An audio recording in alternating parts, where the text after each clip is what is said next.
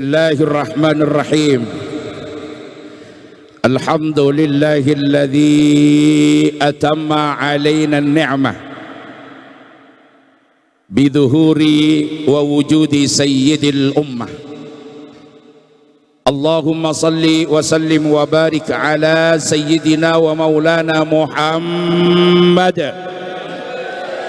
ibni Abdillah sahibi syafa'ah fihi lana qudwatun hasanah wa ala alihi wa sahabatihi wa man tabi'a sunnatahu wa jama'atah min yaumina hadha ila yaumin nahdah. Amma ba'd, yang sama-sama kita muliakan, kita banggakan, kita ta'zimi, kita taati guru kita, murabbi ruhina, Rais Syuriah, pengurus wilayah Nahdlatul Ulama Provinsi Bali, Kiai Haji Nur Hadi Al-Hafidh.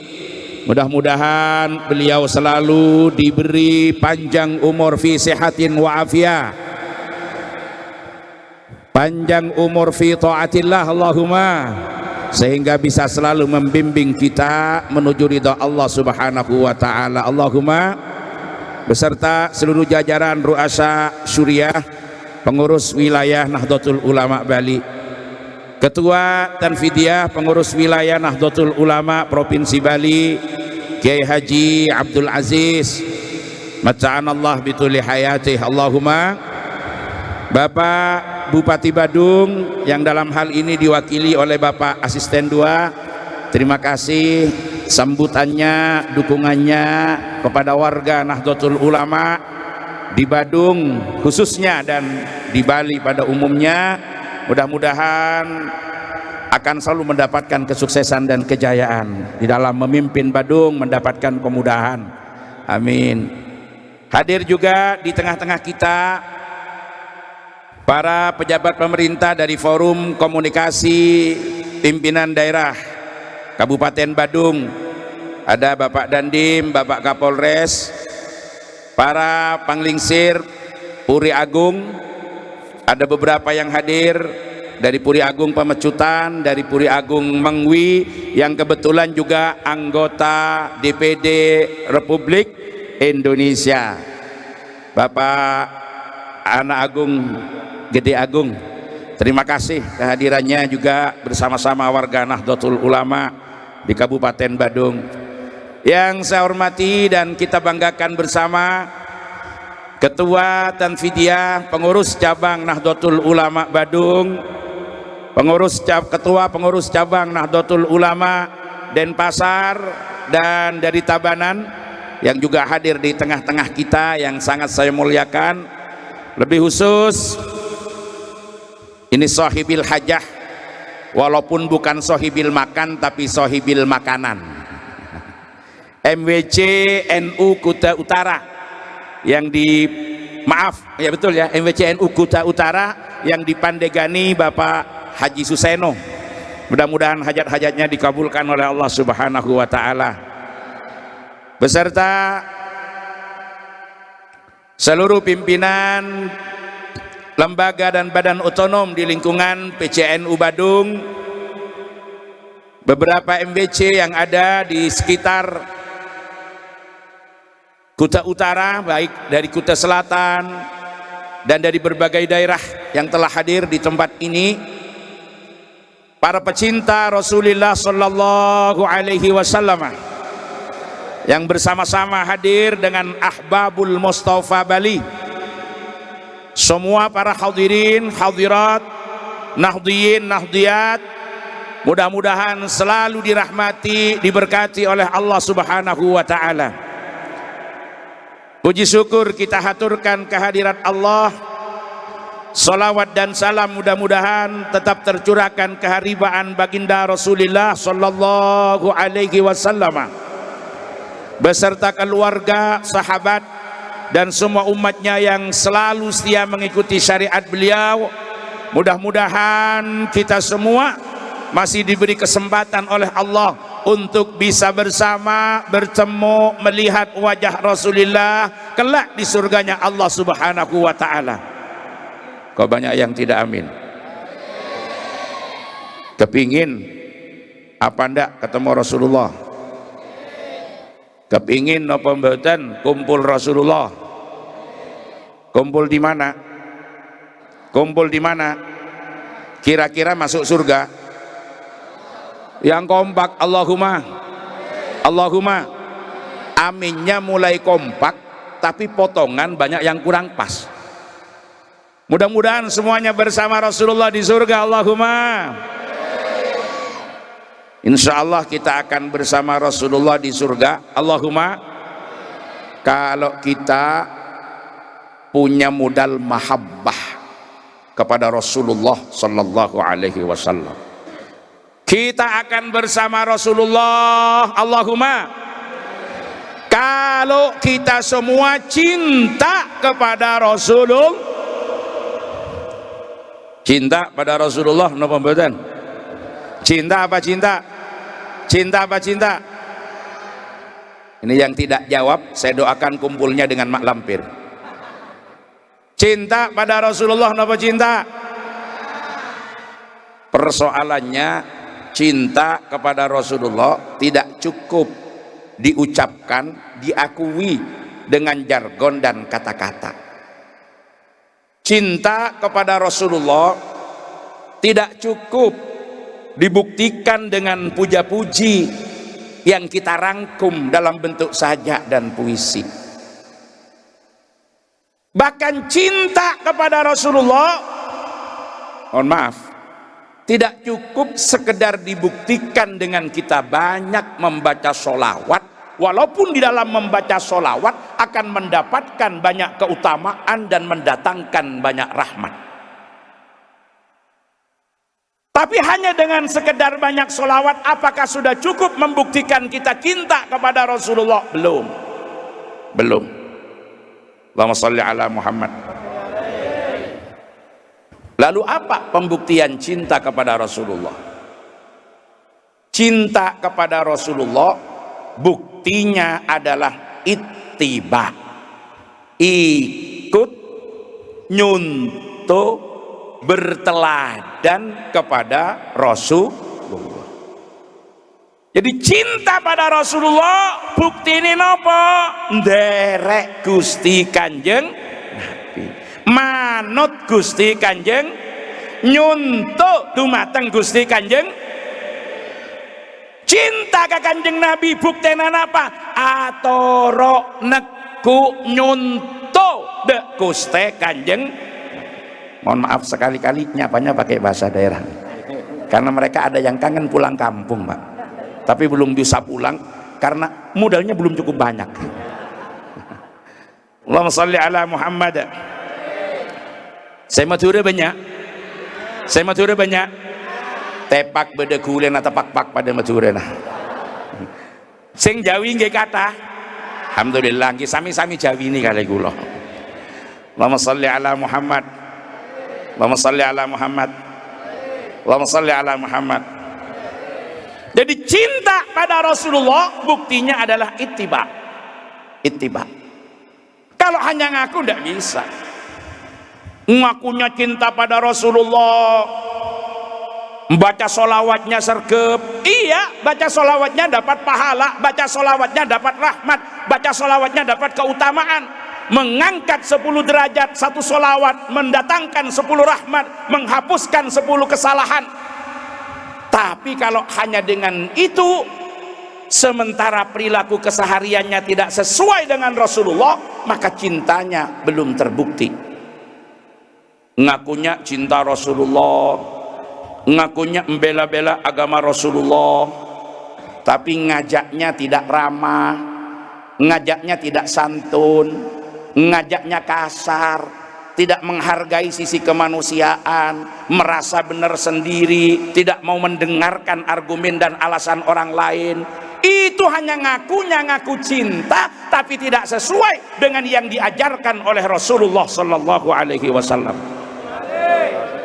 Justru inilah bagi orang yang belum mengerti, bagi orang yang tidak paham, yang akan menjadikan penurunan terhadap jati diri dari Rasulullah sallallahu alaihi wasallam, karena dianggap orang yang mengajak itu adalah potret daripada ajaran Rasulullah, padahal sebenarnya tidak seperti itu ajaran Rasulullah Sallallahu Alaihi Wasallam.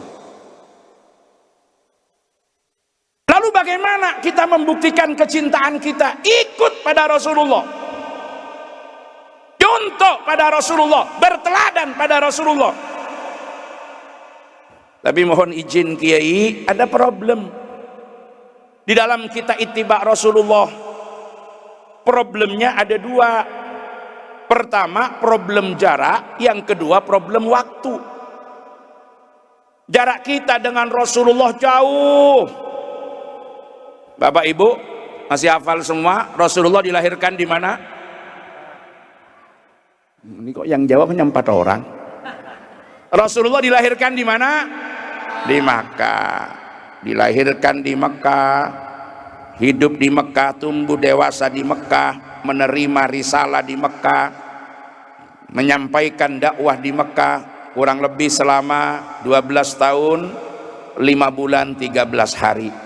Baru setelah itu Rasulullah hijrah ke Madinah yang asalnya namanya Yasrib. Di situ melaksanakan tugas menyampaikan risalah 9 tahun 9 bulan 9 hari. Genepnya ditambah dengan 12 tahun 5 bulan 13 hari, ketemu 22 tahun 2 bulan 22 hari.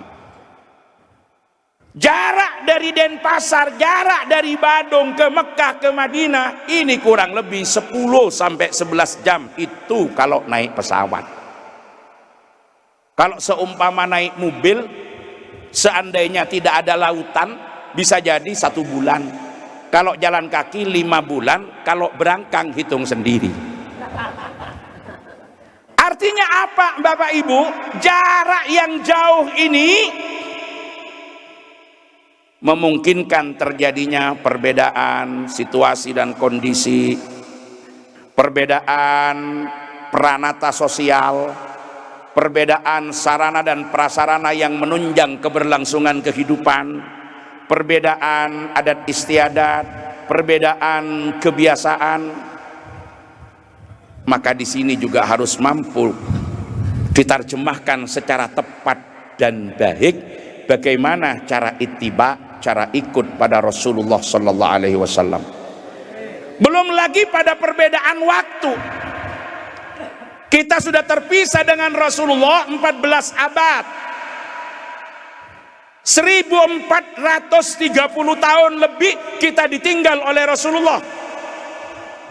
Kalau sekarang tahun berapa? 1444 dipotong 10 tahun 1434 kita ditinggal oleh Rasulullah Sallallahu Alaihi Wasallam. 1000 tahun lebih kita ditinggal Rasulullah. Terjadi perkembangan-perkembangan dan dinamika dalam kehidupan ini. Ada sesuatu yang dulu tidak ada di zaman Rasulullah, sekarang ada. Yang sekarang ada, dulu tidak ada. Atau sudah terjadi perubahan-perubahan yang begitu dramatis. Dari berbagai macam sarana prasarana dalam penunjang kehidupan, termasuk juga yang kemudian mau tidak mau sarana prasarana itu harus kita tarik dan kita bawa dalam melaksanakan serangkaian ibadah. Baik ibadah yang amah, bahkan termasuk pada pelaksanaan ibadah yang mahdhah. Di mana kehadiran sarana prasarana ini mau tidak mau pada akhirnya juga ada beberapa bentuk yang berubah dari cara ikut Rasulullah dengan tampilan yang ada pada masa Rasulullah Sallallahu Alaihi Wasallam. Makanya Bapak Ibu, karena problem jarak, karena problem waktu, gak ada orang sekarang ini yang langsung menangi terhadap Rasulullah untuk mencontoh langsung terhadap Rasulullah. Karena sampai hari ini tidak ada yang membuktikan kalau ada orang yang punya rekaman bagaimana Rasulullah beribadah. Gak ada yang punya video bagaimana Rasulullah ibadah, bagaimana Rasulullah sholat, bagaimana Rasulullah berzikir, bagaimana Rasulullah melaksanakan ritual-ritual keagamaan yang lain. Dan sampai hari ini belum ada satupun pembuktian yang dapat menunjukkan kalau ada orang yang pernah mendengar langsung suara Rasulullah melalui rekaman audio. Ada yang pernah dengar suara Rasulullah? Ada yang pernah dengar sabda Rasulullah?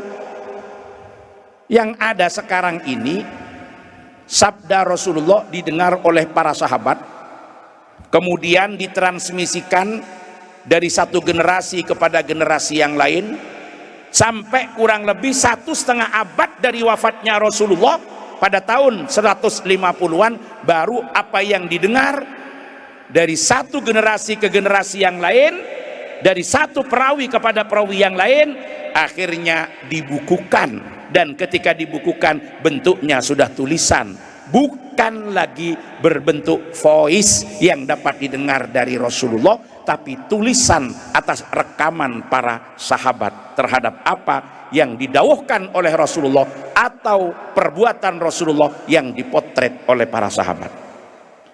Artinya apa? Ketiadaan media, ketiadaan sarana yang langsung menyambung terhadap bagaimana potret kehidupan Rasulullah ini memungkinkan masing-masing orang di dalam memahami terjadi perbedaan. Tujuannya, semangatnya sama, ingin ittiba Rasulullah. Selama orang itu di dadanya masih ada keimanan, dia mengakui terhadap Rasulullah sebagai pembawa risalah yang diutus oleh Allah Subhanahu wa ta'ala, menyampaikan risalah kepada kita semua sebagai nabi akhir zaman yang diutus ila kafatil khalqi ajma'ina ila qiyamis sa'ah, maka pasti tetap punya semangat ingin ikut Rasulullah. Tapi karena problem tadi, maka memungkinkan cara ikut Rasulullah itu berbeda antara satu dengan yang lain. Allahumma sholli ala Muhammad. Makanya di sini ikut Rasulullah tidak cukup modal semangat, tapi harus ada modal ilmu. Tidak cukup semangat, tapi harus ada modal ilmu. Jadi tidak boleh SKTA. Apa itu SKTA? Semangat kuda tenaga ayam. Semangatnya menggebu-gebu, ingin ikut Rasulullah, tapi modal ilmunya tidak cukup.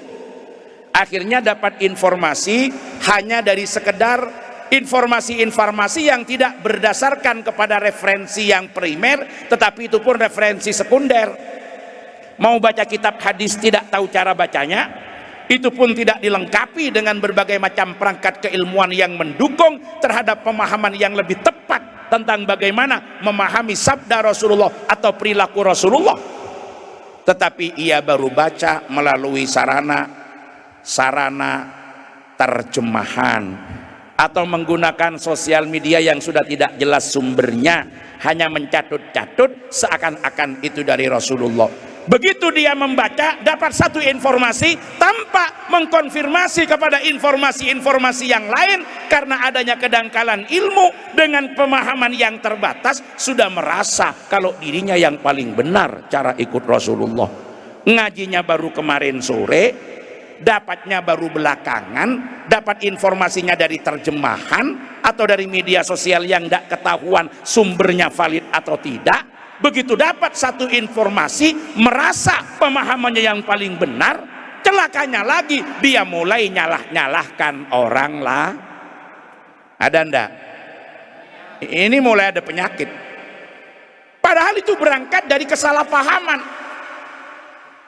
Contoh bagaimana kita memotret perilaku Rasulullah itu tidak semuanya langsung diterjemahkan secara persis dalam konteks sekarang. Bapak Ibu tahu zaman Rasulullah itu kalau azan di mana? Nah, ini kiai yang jawab ini. Ayo dibantu. Zaman Rasulullah kalau azan di mana? Di atas, di tempat yang tinggi, di atas tangga, di atas loteng. Akhirnya dibuatkan tempat khusus yang tinggi untuk azan yang disebut dengan manaroh atau kita kenal sekarang dengan menara.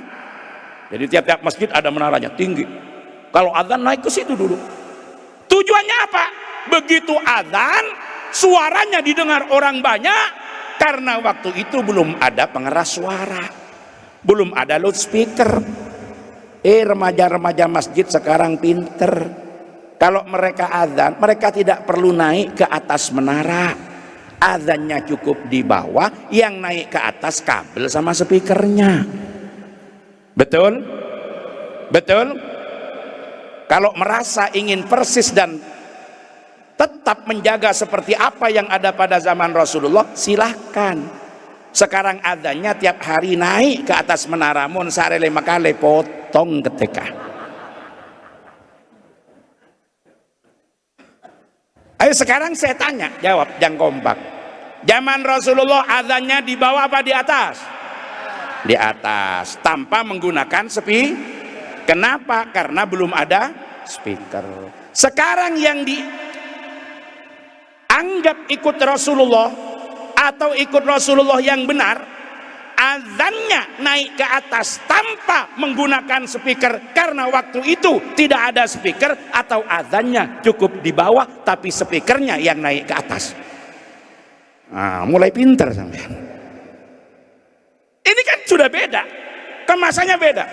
Kenapa? Karena naik ke atas itu bukan substansi daripada tujuan adzan.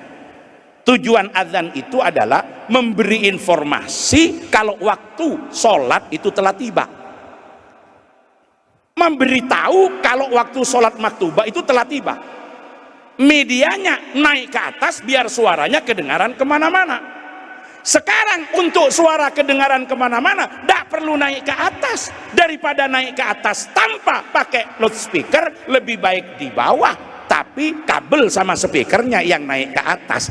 Berarti yang ikut Rasulullah bukan naik ke atasnya, tetapi menyampaikan suara kemana-mananya.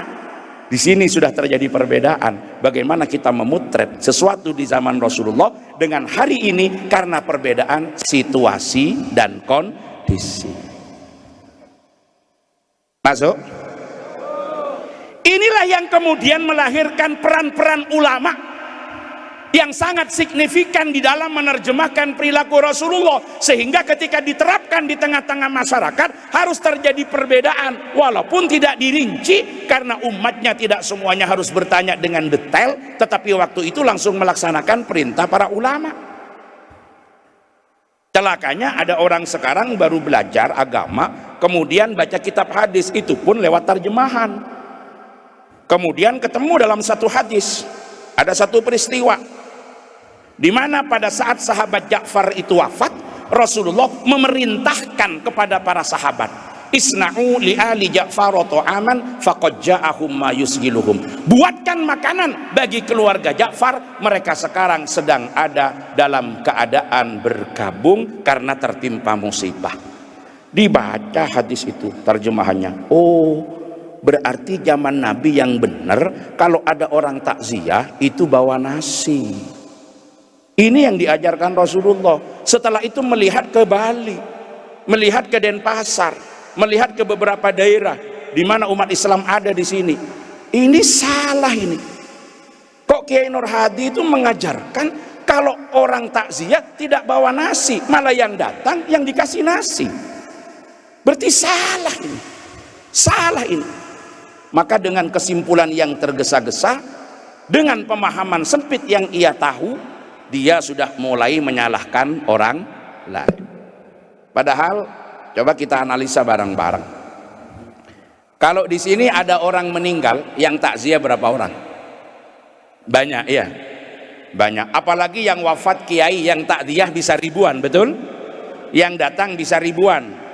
Yang wafat kalau seumpama di saudara-saudara kita yang dari Hindu misalkan Pedanda, pecalang, tokoh-tokoh adat, yang datang banyak ya, yang datang ribuan ya. Coba bayangkan Bapak Ibu, kalau ada orang wafat apalagi tokoh agama, kemudian yang takziah sampai 1000, 2000, masing-masing bawa nasi, jadinya apa? Jadinya apa? Nasinya busuk, nasinya bosok, nasi ente dicangkaro. Itu kalau sempat jemur. Makanya kiai-kiai ngajarinya tidak begitu. Kalau takziah jangan bawa nasi, tapi yang dibawa beras. Ada yang lebih praktis, tidak usah bawa beras sekarang, tapi yang dibawa Itu lebih pintar lagi, kalau perlu langsung cukup dikasih scan barcode, kasih kuiris sekarang. Itu model takziah zaman now gitu ya. Kan eranya sudah era digital, nggak usah bawa apa-apa, cukup handphonenya saja di situ, kuiris pakai apa namanya, ya pakai QR, ya. Nah itu modelnya. Kenapa demikian?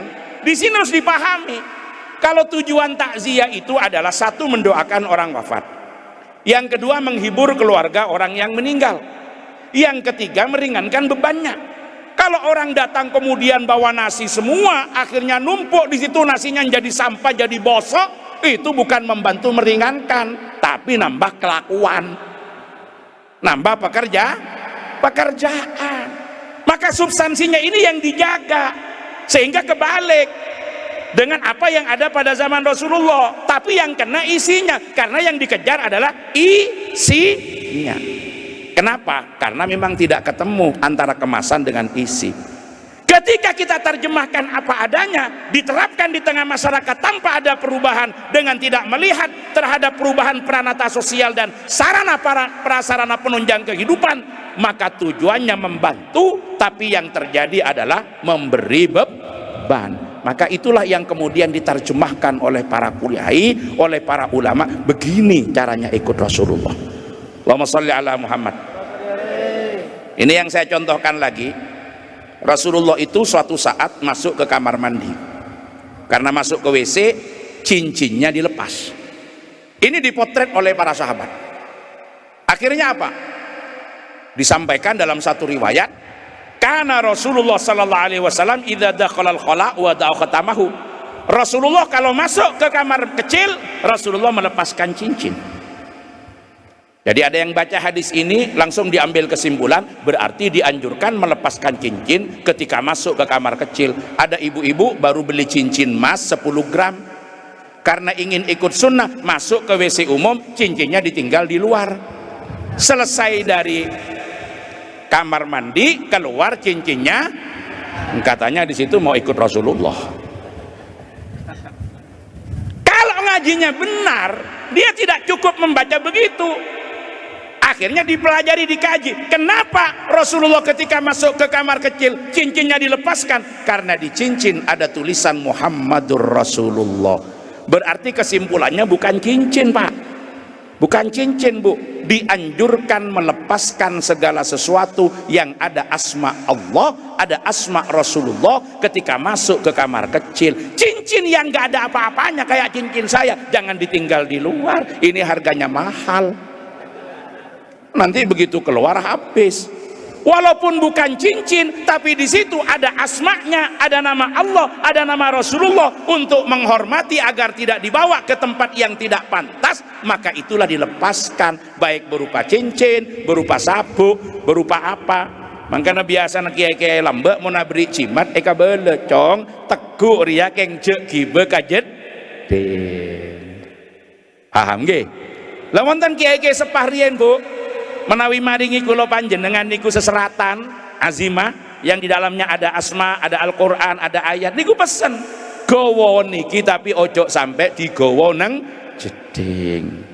Nah ini kita memahami perilaku Rasulullah, termasuk bagaimana kita menerjemahkan kepemimpinan Rasulullah, utamanya dalam kapasitas beliau yang tidak hanya sebagai pemimpin agama tapi juga pemimpin negara, di mana Rasulullah sangat memberikan perhatian dan mengedepankan aspek kerukunan, persatuan dan kesatuan, dan menghindari terjadinya perpecahan.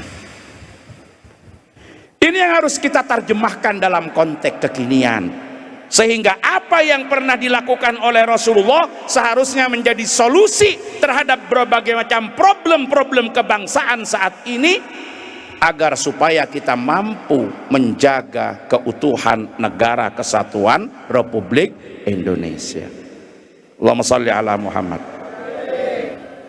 Bapak Ibu, ketika Rasulullah datang ke Madinah, Rasulullah datang ke sana ini posisinya adalah sebagai muhajir, didampingi para sahabat yang kemudian disebut dengan muhajirin. Artinya bukan penduduk asal tetapi datang ke sana. Kira-kira sama dengan yang dari Jawa Timur, dengan yang dari Madura, dengan yang dari Jawa Tengah, dengan yang dari Makassar, datang ke bumi Bali ini posisinya adalah muhajir. Panjenengan ke sini muhajir. Ketika datang ke sini bagaimana? Di sini sudah ada satu tatanan masyarakat dengan sekian peradaban, dengan sekian adat istiadat, dengan sekian kebiasaan, dengan sekian aturan-aturan main. Maka yang diajarkan oleh Rasulullah, pertama, kita harus menghormati, kita harus menghargai tempat di mana kita berpijak, di situ langit harus dijunjung. Bagaimana kemudian Rasulullah menyampaikan dakwah? Dakwah yang disampaikan Rasulullah adalah mengajak dengan penuh kasih sayang, mengajak dengan cinta. Kalau mengajak dengan cinta bagaimana? Ada semangat kuat untuk memaklumi terhadap situasi dan kondisi siapapun yang diajak ketika mereka belum mengerti. Maka pada saat Rasulullah datang ke Taif, Rasulullah tidak datang nyelonong. Rasulullah masih permisi kepada tokoh dan sesepuh di Taif, namanya Mas'ud Habib Abdul Lail. Rasulullah sampaikan tujuan ke Taif, ingin mengajak masyarakat Taif bersama-sama bertauhid kepada Allah.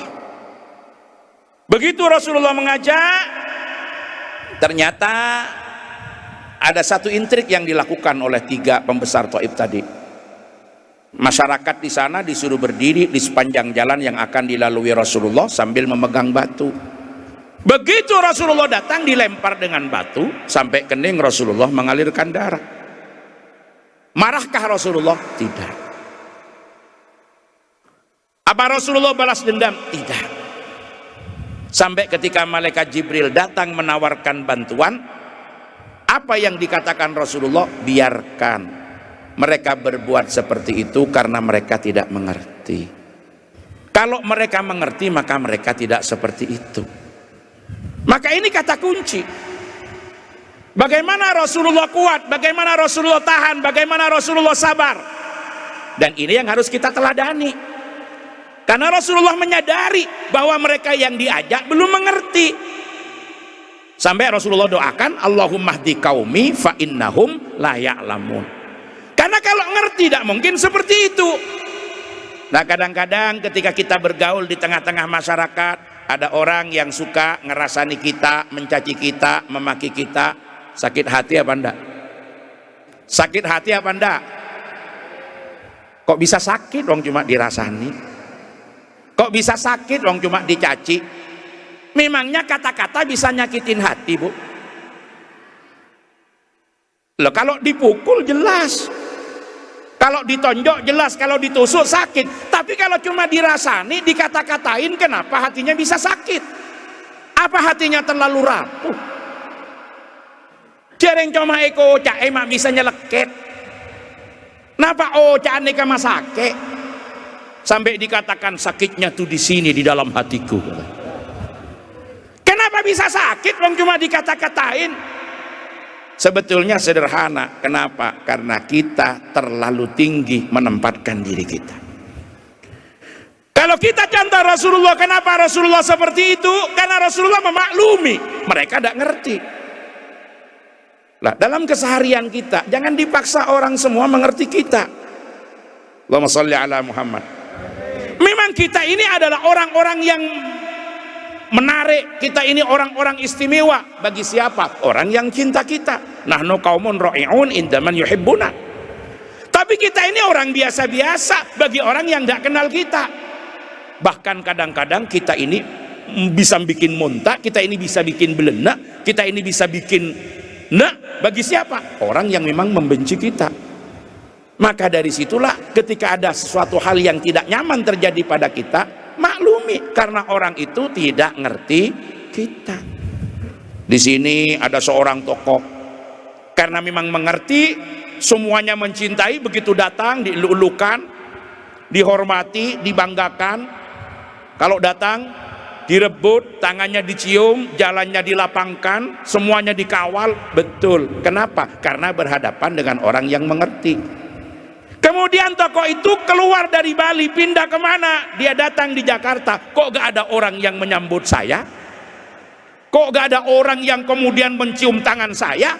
Kok gak ada orang yang melapangkan jalan saya? Ya karena mereka tidak mengerti. Ngapain kita mau sakit hati? Wong yang kita hadapi orang yang tidak mengerti. Oh, ini sudah tokoh dikenal orang se-Indonesia. Betul, dikenal orang se-Indonesia. Tapi jangan coba-coba ketika kemudian tawaf sa'i langsung nyelonong mau ke Hajar Aswad. Itu juga didorong-dorong sama yang lain. Kemudian kita mau marah, nggak tahu tak kalau saya ini tokoh. Lah yang tokoh itu di mana? Memangnya orang Pakistan, orang India, orang Thailand, orang Mesir ngerti kamu itu siapa? Sederhana. Ini kemampuan membawa diri menghadapi hal-hal yang seperti itu, yang sering kita sebut dengan self regulation, kemampuan penataan diri. Tatkala ada sesuatu yang tidak nyaman terjadi pada kita, kembalikan pada satu titik. Orang berbuat seperti itu karena mereka tidak mengerti. Maka bagaimana caranya bisa mengerti? Disinilah kelembutan dan rahmat Rasulullah. Rasulullah mengedepankan kasih sayang, Rasulullah menebarkan cinta dan kedamaian. Bahkan kalau kita cinta pada Rasulullah, niat ittiba Rasulullah, ikuti, teladani Rasulullah. Allahumma shalli ala Muhammad.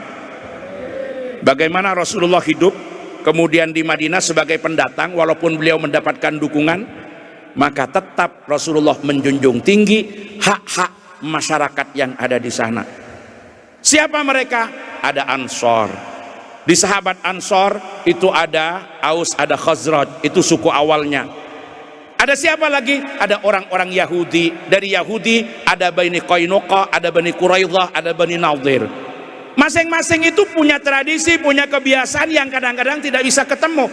Justru yang terjadi, kehadiran Rasulullah mempersatukan simpul-simpul itu. Tidak hanya dicintai oleh umat Islam yang menjadi pengikut setia Rasulullah, tetapi pada akhirnya juga dicintai oleh penduduk-penduduk asal yang Yahudi, karena Rasulullah sangat menghargai eksistensi mereka. Rasulullah menjunjung tinggi mereka, bahkan dibuat suatu kesepakatan membangun negara bangsa yang kemudian disebut dengan Mitsaqul Madinah atau Piagam Madinah, bahwa yang dibangun Rasulullah bukan negara agama, yang dibangun Rasulullah adalah negara bangsa, dengan memperhatikan hak-hak dari setiap orang yang ada di sana. Allahumma sholli ala Muhammad. Sehingga dalam konteks kehidupan sosial, apa yang diajarkan Rasulullah? Menghargai, menghormati, mencintai siapapun. Satu hal yang diajarkan oleh Rasulullah yang seharusnya ini kita tebarkan kemana-mana kalau kita ingin mencontoh Rasulullah. Apa? Afsus salam ila man arafta wa ila man lam ta'rif. Tebarkan salam kepada orang yang kau kenal dan orang yang tidak engkau kenal. Salam ini apa? Makna salam adalah kedamaian. Tidak sekedar ucapan assalamualaikum, karena itu sebetulnya bukan hanya lip service, tetapi komitmen yang harus lahir dari kita. Kalau Anda ingin menjadi orang tenang, kalau Anda ingin menjadi orang damai, maka tebarkan kedamaian, tebarkan ketentraman kepada orang yang kau kenal dan orang yang tidak engkau kenal. Kalau ketemu orang yang kita kenal, selesai. Ini saudara kita, ini tetangga kita, namanya si Amir, namanya si Mahmud, namanya si Hamid, namanya si Umar. Oh, ini dari mana rumahnya, ini keturunan mana, ini sukunya apa, ini agamanya apa. Ketemu karena memang orang kenal. Tetapi yang diajarkan oleh Rasulullah, kita menebarkan ketentraman dan kedamaian bukan hanya kepada orang yang kita kenal, bahkan kepada orang yang tidak pernah engkau kenal. Kalau tidak kita kenal, berarti kita tidak tahu namanya. Kalau kita tidak kenal, kita tidak tahu dia dari mana. Kalau jenis kelaminnya sih tahu, karena udah kelihatan bedanya. Tapi kan kita tidak tahu dia dari mana. Kalau namanya tidak kita kenal, kita juga tidak tahu dia sukunya apa. Kalau namanya kita tidak kenal, kita tidak tahu dia keyakinannya apa, agamanya apa. Maka tugas kita tebarkan kedamaian, ketentraman kepada orang yang kita kenal dan orang yang tidak kita kenal. Berarti tidak boleh milih-milih kepada siapa kita berdamai, kepada siapa kita berbuat baik. Bahkan kita dianjurkan berbuat baik kepada sesama selama itu adalah makhluk Allah yang bernama manusia. Makanya Pak Asisten 2 dan Bapak-bapak Panglingser, ini pimpinan pura di Nahdlatul Ulama itu, di dalam interaksi sosial kita ada prinsip yang disebut dengan trilogi ukhuwah. Apa itu trilogi ukhuwah? 3 mode persaudaraan, dan ini yang harus dijunjung tinggi. Apa itu? Pertama, ukhuwah Islamiyah, persaudaraan sesama Islam. Disitulah kita harus menjaga kekompakan, kebersamaan di dalam sesama umat Islam untuk tidak boleh saling mengganggu, saling menyakiti, saling menzalimi. Oh, oke, ini NU, yang sana bukan. Oke, di sini Sunni, yang sana Syiah. Oke, di sini madhab Syafi'i, yang sana bukan, misalkan. Tetapi harus ingat, kita dengan mereka sama-sama umat Islam. Seandainya ikatan ini tidak ketemu, ada ikatan yang kedua yang harus dijaga untuk menghargai sisi kemanusiaan dalam konteks harmoni sosial yang harus kita ciptakan. Apa itu? Saya Muslim, ternyata dia Kristen, ternyata dia Buddha, ternyata dia Hindu, ternyata dia Konghucu. Tetapi walaupun kita berbeda keyakinan, saya dengan dia sama-sama hidup di Indonesia, bertanah air Indonesia, mencari bekal, mencari rizki di bumi Indonesia. Maka saya wajib berbuat baik dan menjaga kehormatannya, karena antara saya dengan dia diikat dengan satu persaudaraan sesama anak bangsa Indonesia.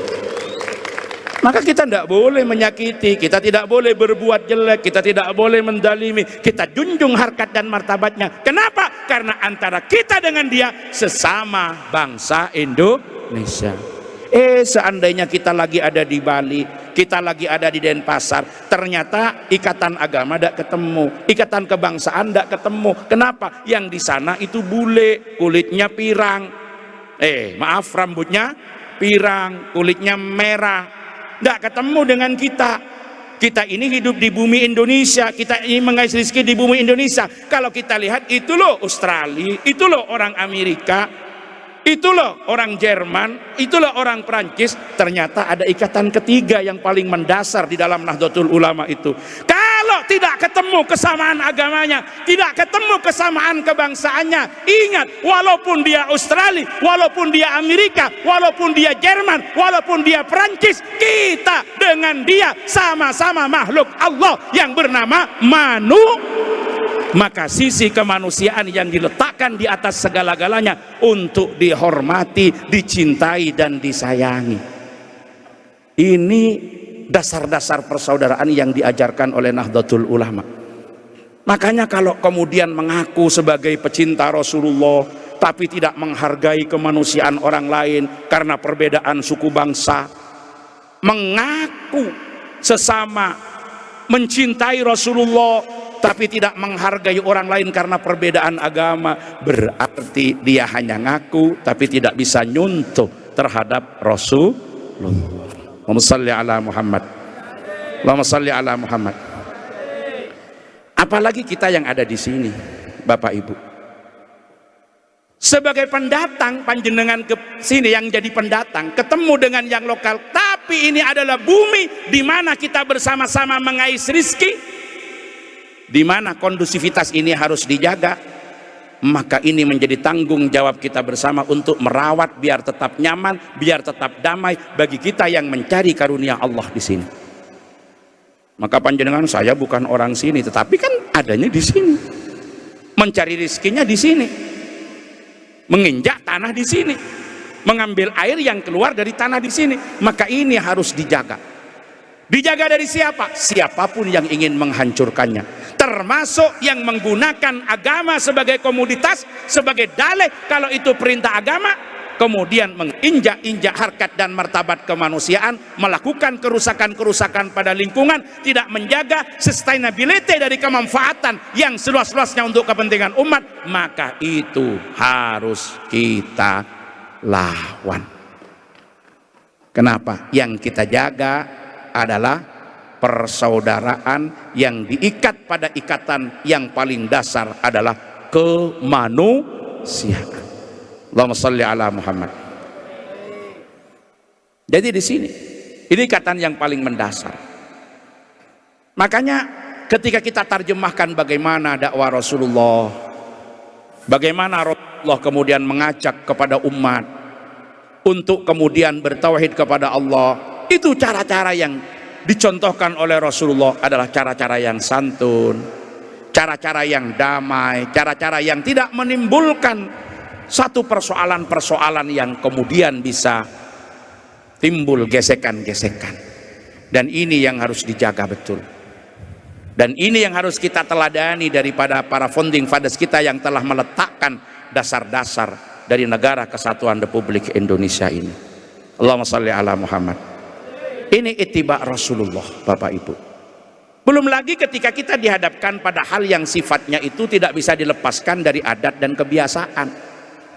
Ada contoh yang disampaikan oleh para ulama di dalam memahami af'al sahibis syariah, af'al Rasulullah. Contohnya, ka'an akala ma yajiduhu fi ardih wa ka'ayyal bisa ma yalbisuhu ahlu zamani wa ka'ana raqiba ma wajadahu fi makani. Bagaimana Rasulullah memakan makanan yang dihasilkan dari tanaman-tanaman yang ada di sekitar Rasulullah, dari hasil produksi yang ada. Jadi itu bagaimana kita berteladan. Berteladannya adalah kita akan memakan makanan yang dihasilkan dari tanaman yang ada, tanaman yang diproduksi di sekitar kita. Apa yang dimakan Rasulullah? Akhirnya kurma. Apa yang dimakan Rasulullah? Gandum yang kemudian dibikin roti. Bagaimana cara Rasulullah dahar? Rasulullah daharnya dengan 3 jari. Banyak riwayat itu yang kita temukan. Kalau Rasulullah dahar dengan 3 jari. Kenapa? Karena memang yang didahar kurma, yang didahar roti. Jadi ada roti seperti ini, gandum kita makan 3 jari bisa, karena ini roti. Kalau yang dimakan panjenengan rawon sama soto, kok kemudian maksa memakan dengan 3 jari? Ini jandeng madura alembum tae kening sing ngalakane kan. Lalu kemudian ketika kita pakai 5 jari atau pakai bantuan kita dianggap tidak ikut Rasulullah. Kalau memang yang kita makan ya kelengkeng, yang kita makan roti sama 3 jari bisa. Cuma kalau yang kita makan rawon, yang kita makan sayur asem, ternyata 3 jari agak kesulitan. Makanya 3 jari tetap dipakai, tetapi memegang sendok. Sendoknya itu yang dijadikan sebagai wasilah. Kenapa? Ya karena kuahnya susah diambil. Makanya kalau memang persis tidak masalah. Sehingga kalau kita baca dalam kitab-kitab fikih, Bapak Ibu, orang berpuasa itu dianjurkan untuk berbuka dengan apa? Dengan kurma. Oke.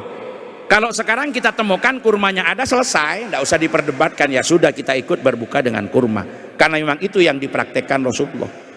Tapi bayangkan ketika di satu daerah, di satu tempat, karena pusat perdagangannya juga jauh. Kalau sekarang kan memang di supermarket sudah banyak, di toko-toko banyak, kurmanya nggak ada.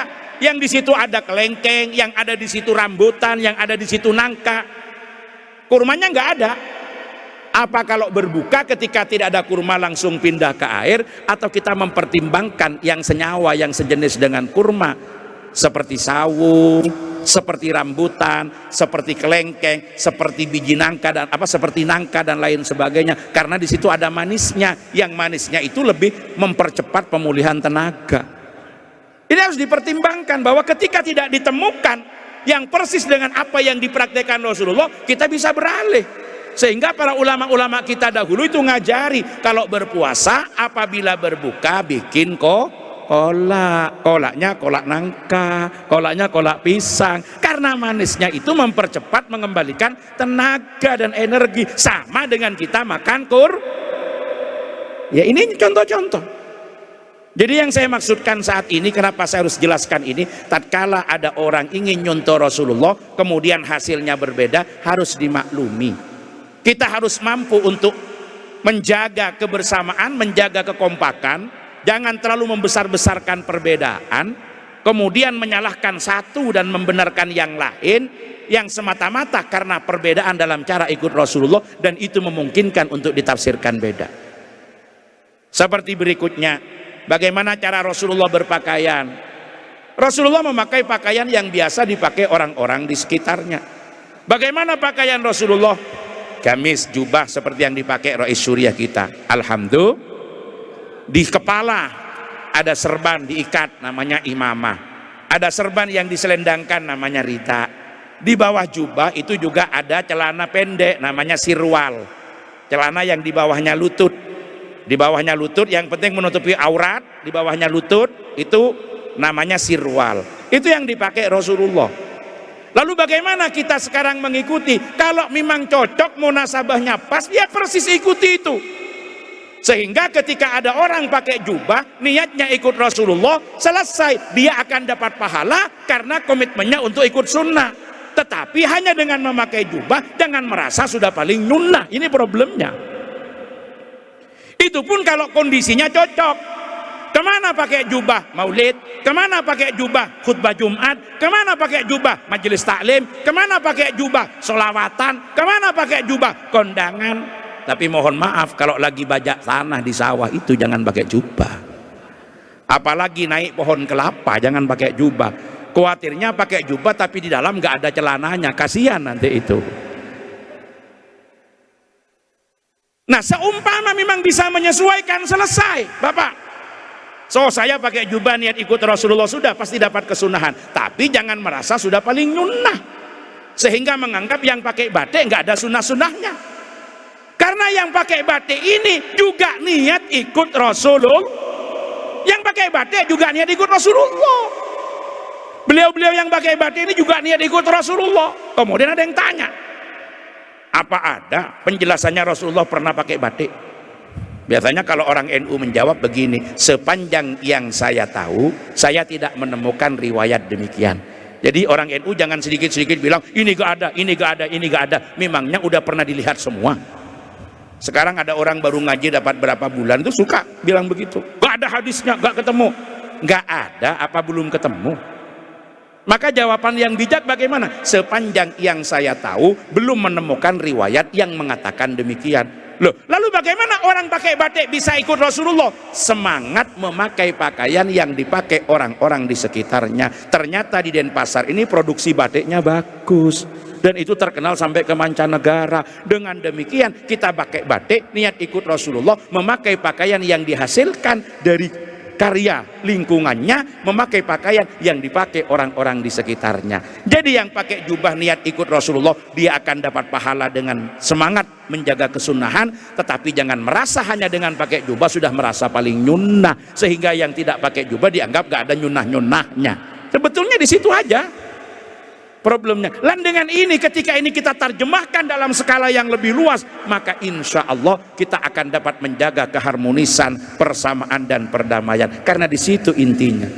Islam itu adalah agama rahmah, agama yang penuh kasih sayang. Maka titik tekan dari apa yang saya sampaikan di sini, jangan hanya semata-mata karena perbedaan di dalam memahami sunnah, kemudian kita merasa kalau kita yang paling benar, dan perbedaan itu dijadikan sebagai pemicu terjadinya perpecahan. Ayo frame wawasan kita dibuka, bahwa ikut Rasulullah itu ada dua problem, problem waktu dan problem jarak, dan ini harus diselesaikan dengan ilmu.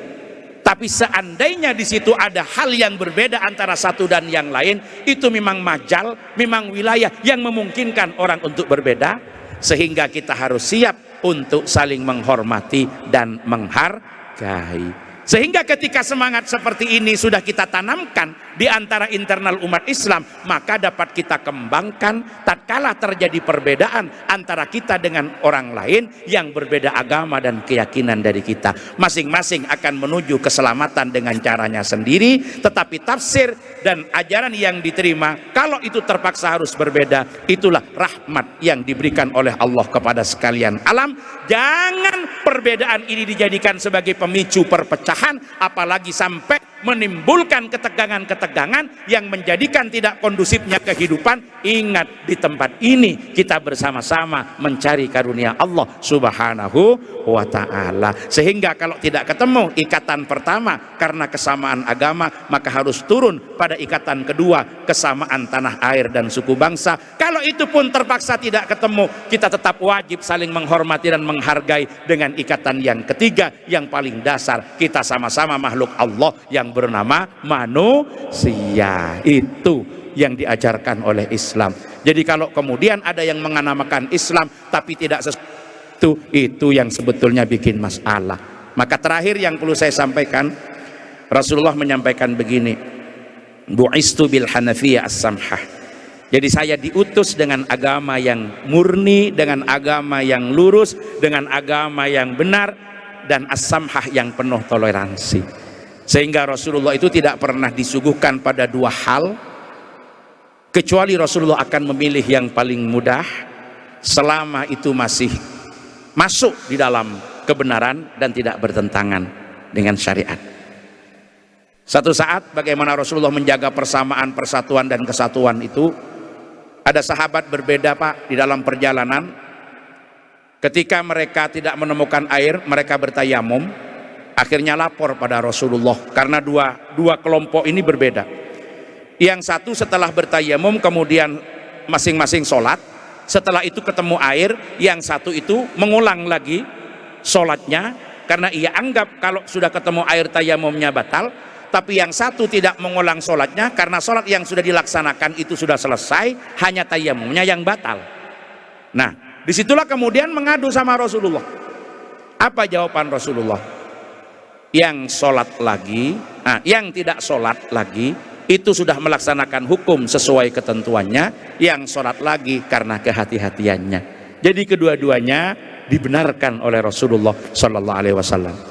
Pernah sahabat bertanya, Gusti Rasul, Sayyidina Abu Bakar itu kalau witir itu setelah Isya, tapi Sayyidina Umar kalau witir menjelang subuh. Ini bagaimana ya Rasul? Apa kata Rasulullah? Abu Bakar itu orang yang sangat hati-hati. Kenapa witir setelah Isya? Takut tidak bangun tengah malamnya. Sementara Umar itu adalah orang yang paling kuat keinginannya, sehingga dia yakin kalau tengah malam itu pasti bangun.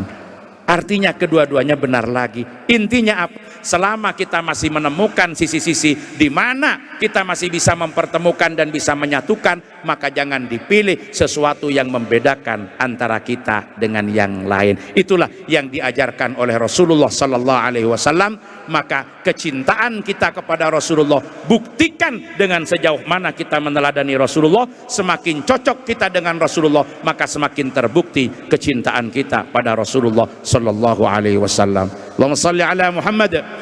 Wa ajmalu minka lam tara qad ta'alun wa atyabu minka lam talidin nisa'u